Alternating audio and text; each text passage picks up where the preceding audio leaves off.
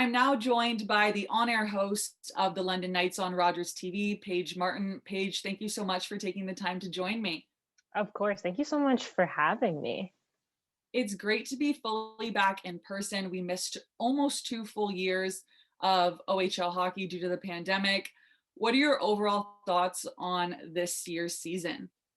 I think that it's been this overwhelming energy of just everyone is just so happy and thankful to have a season. Like you felt that at the beginning when we started, and especially like the players, the coaches, everyone has had such a different environment to work with throughout the entire year with like capacity limits, and sometimes they were playing in front of no fans and sometimes it was a full house. And I think that it's just been something that no matter what the circumstances were, everyone was just really happy that hockey was happening. Like I spoke with George Burnett of the Guelph Storm, and he was like, we did miss quite a bit of time, but we were just happy that we still had games on the schedule and we could still practice. And I think it's just been really refreshing that, everyone's had that outlook. And I feel like just being able to have the hockey season has been something that everyone can look forward to that. And also we've seen such incredible hockey this year as well. You work primarily with the London Knights. Maybe just talk me through the season that they've had and who's really stood out for you this year. I think it's been really exciting to watch, thinking of that season that we did miss and who was coming in as veterans and who was coming in as rookies. We knew that it would be exciting to have the rookie that is Denver Barkey in the season that he's had. On the flip side of that, it's been really, really fun watching guys like Antonio Stranges, Luke Evangelista, Luke, of course, ending top of the league in goals. But Antonio Stranges making the highlight reel back-to-back weeks, and seeing him posted on the NHL, those end-to-end goals were crazy. And I think especially being in Budweiser Gardens, watching that happen live was just something very, very surreal. And so it's been really fun. And then of course, Brett Brochu coming off the season back from the beginning of 2020, when he set his record, and then coming back into that has been cool to have him on the back end for the Knights. And it's just been a season where we didn't know who would step up, but seeing the leadership that has been, especially Luke Evangelista, has been really, really awesome to watch.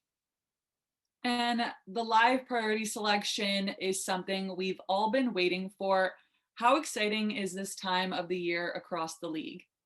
Oh, I think that it's very exciting. You're thinking about, this is that, next gen, who's coming in next year, who's going to make the highlights next year, and seeing that fresh talent and everything that they're bringing, I think is really exciting. And it's exciting even for current players, knowing like, who can be coming onto our team and who's going to bring that next added layer of talent, and what's that going to look like, and how are they going to fit into our line, and what are they going to add and hopefully bring, to that next run at a championship. And I think that's something that every team is very much focused on. Of course, we're heavy in round one right now, and I think that it's just something that everyone's kind of keeping an eye on, and excited to see what happens.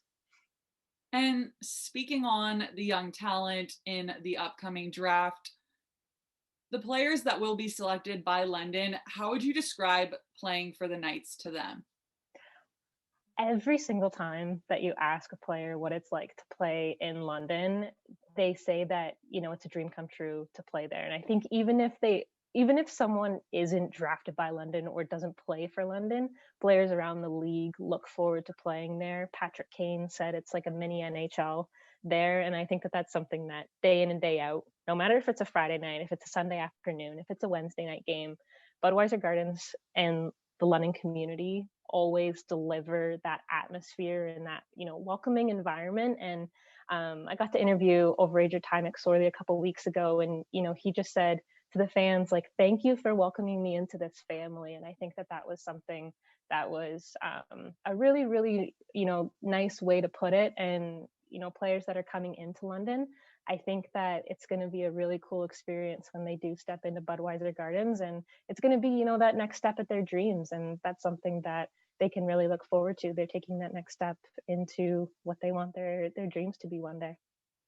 And finally, lots of memories throughout the season. For you personally, what has been the highlight of the year? Oh man, I think you think about, well, we have teddy bear toss, we have the fact that there was sometimes no fans, which was really weird. So you knew that everyone was tuning in and watching and, wanting to be there.